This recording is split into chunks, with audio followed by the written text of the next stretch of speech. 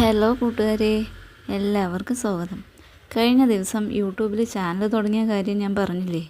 എന്നാൽ കേട്ടോ, ചാനൽ തുടങ്ങാനൊന്നും വലിയ പണിയില്ല, പക്ഷേ അത് മുന്നോട്ട് കൊണ്ടുപോകാനാണ് പാട്.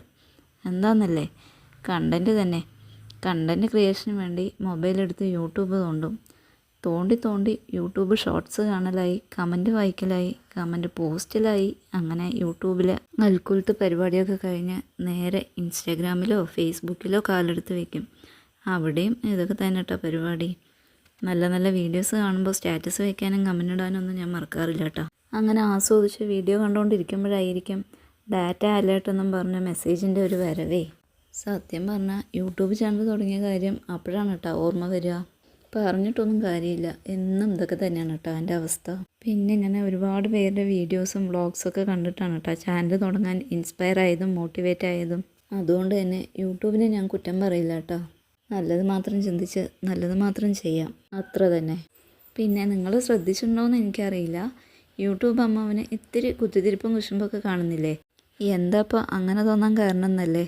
നല്ല രീതിക്ക് വീഡിയോ ചെയ്ത് സൈലൻ്റായിട്ട് പോകുന്ന കുറച്ച് ആളുകളുണ്ട്. അവരൊന്നും ഇവിടെ ഉള്ളതായിട്ട് അറിയേയില്ല. എന്നാലേ വല്ല പ്രശ്നത്തിലും പെട്ട് കിടക്കുന്ന ഒരാളാണെങ്കിലോ ഏത് പേജ് തുറന്നാലും അവരും അവരുടെ പ്രശ്നങ്ങളും കത്തിക്കയറി അങ്ങ് വൈറൽ. പിന്നെ എനിക്ക് അത്രയ്ക്കൊന്നും വൈറലാവണ്ട കേട്ടോ. എനിക്കിങ്ങനെ സൈലൻ്റായിട്ട് പോയാൽ മതി. എന്നും രാവിലെ എണീക്കുക, അടുക്കള പണിയൊക്കെ തീർത്ത് കുട്ടികളെ സ്കൂളിലേക്ക് അയക്കുക, അതിനുശേഷം വീട്ടിലെ മറ്റു ജോലികളൊക്കെ തീർത്ത് കുളിച്ചൊരുങ്ങി കിടന്നുറങ്ങുക. ഇതിൽ നിന്നൊക്കെ ഒരു മാറ്റത്തിനും എൻ്റെ സമയം പാഴാവാണ്ടിരിക്കാനും കൂടി വേണ്ടിയിട്ടാണ് കേട്ടോ ഞാനീ പരിപാടിക്ക് ഇറങ്ങിയത്. പിന്നെ ഞാനീ പറഞ്ഞതൊക്കെ എൻ്റെ കാര്യങ്ങളാണ് കേട്ടോ. ജോലിയൊന്നും ഇല്ലാത്ത വീട്ടിലിരിക്കുന്ന ഒട്ടുമിക്ക സ്ത്രീകളുടെ അവസ്ഥ ഇതൊക്കെ തന്നെ ആയിരിക്കും എന്നാണ് എൻ്റെ ഒരു ഇത് കേട്ടോ. എനിക്ക് ഞാനേ ഉള്ളൂ എന്നും എനിക്ക് വേണ്ടി മറ്റാരും പ്രയത്നിക്കില്ല എന്നുള്ള തിരിച്ചറിവും എപ്പോഴും ഉണ്ടാവുന്നോ അന്നേ നമ്മൾ നമുക്ക് വേണ്ടി ജീവിക്കാൻ തുടങ്ങും. അപ്പോൾ നിങ്ങളുടെ ജീവിതത്തിൽ മാറ്റങ്ങൾ കൊണ്ടുവന്ന് തനിയെ ജീവിക്കാൻ ശ്രമിക്കൂ. എല്ലാവർക്കും all the best. Have A nice day. Tata.